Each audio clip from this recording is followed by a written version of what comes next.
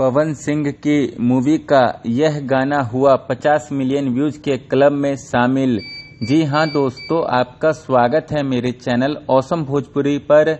Video को पूरा देखिएगा। वीडियो पसंद आए तो वीडियो को लाइक और चैनल को सब्सक्राइब कीजिएगा।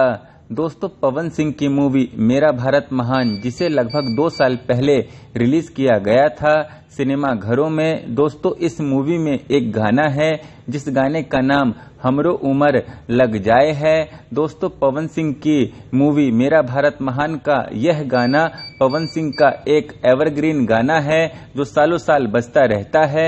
और हाल ही में दोस्तों, world wide record Bhojpuri YouTube channel पर पवन सिंह के मेरा भारत महान मूवी के इस गाने पर 50 मिलियन व्यूज कंप्लीट हुआ है। और दोस्तों, इस मूवी में एक रक्षाबंधन से संबंधित गाना है जिस गाने का नाम नजर न लागे हो है। और दोस्तों, पवन सिंह का यह गाना रक्षाबंधन के दिनों में खूब बजता है और अभी वैसे भी रक्षाबंधन का समय है तो पवन सिंह का यह गाना खूब चल रहा है। और साथ ही इंस्टाग्राम पर भी पवन सिंह के इस गाने पर खूब रील बन रहा है। खैर दोस्तों, फिर मिलते हैं किसी नए वीडियो में।